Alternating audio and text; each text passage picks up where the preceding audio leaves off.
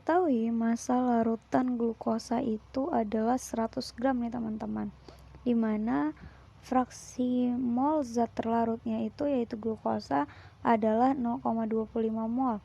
Dengan rumus molekul glukosa itu adalah C2H5OH. Pertanyaannya, tentukan massa air dalam larutan tersebut. Nah, karena di sini nggak diberitahu nih massa dari zat terlarut dan massa zat pelarut, maka MZT atau yang kita kenal dengan massa zat terlarut yaitu massa glukosa itu kita misalkan dengan G. Nah, sementara MZP atau massa zat pelarut atau yang kita kenal dengan massa air itu kita misalkan dengan huruf P yaitu pelarut gitu. Nah, kalau begitu kita bisa nentuin nih mol dari ZT-nya. Mol dari ZT-nya itu adalah G yang mana massa dibagi dengan MR. MR dari glukosa itu berapa teman-teman? MR dari glukosa itu adalah 180. Teman-teman bisa hitung dari C2H5OH ini nih dengan mengalihkan AR-nya gitu. Jadi MR-nya itu adalah sama dengan 180. Nah, kalau begitu kita bisa nentuin juga nih NZP atau mol dari zat pelarut. Mol zat pelarut itu kan artinya massa dimana P dibagi dengan AR-nya gitu kan. Nah, AR atau MR dari H2O itu kan adalah 18. Oke deh, kalau gitu kita tinggal nentuin aja nih XP-nya gitu kan.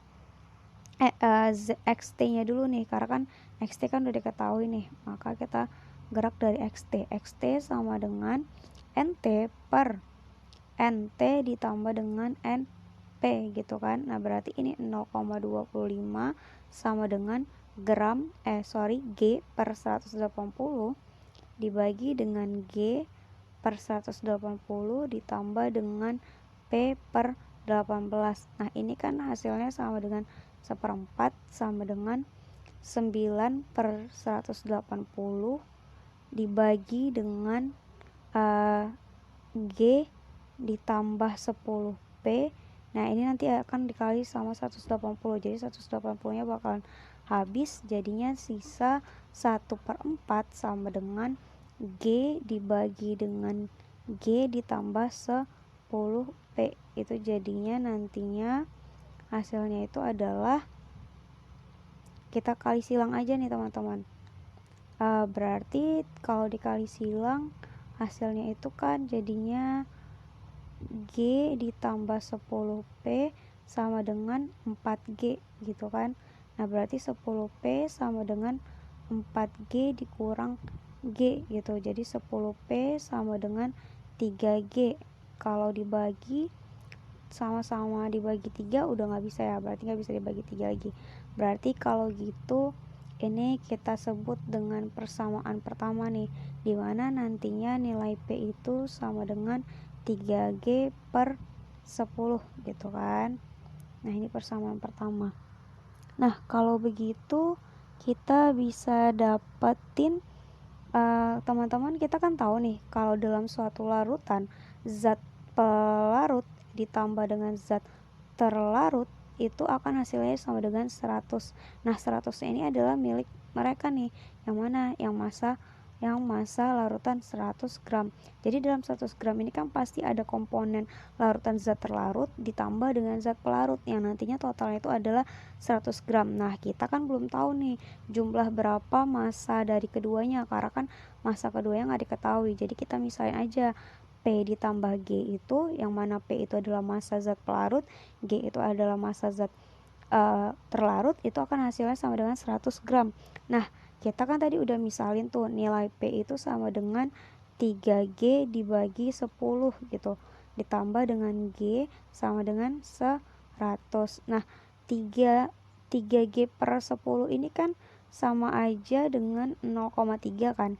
Jadi ini tuh sama dengan 0,3. Jadi 0,3G ditambah G ditambah G itu hasilnya akan sama dengan 100 gitu.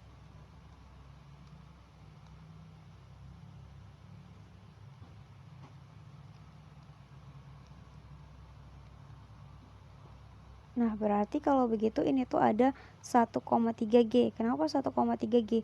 G yang sendirian ini kan Kita tahu itu nilainya adalah 1, karena dia 1 makanya nggak ditulis. Jadi 1 ditambah 0,3 itu kan sama dengan 1,3. Jadi G itu kan sama dengan 100 dibagi 1,3. Ya kan, 100 dibagi 1,3 itu adalah 76,923. Nah, ini satuannya gram gitu. Nah, ini kan masih nilai G kan. Nah, yang ditanyakan adalah massa dari zat pelarutnya nih, massa dari air. Nah, tadi kan kita tahu kalau P ditambah G itu sama dengan 100. Nah, kita kan udah tahu nih nilai dari G berapa. Berarti P sama dengan 100 dikurang G. Nilai G-nya itu kan tadi berapa teman-teman? 76,923. Maka nilai P-nya itu sama dengan 23,077. Oke, sekian.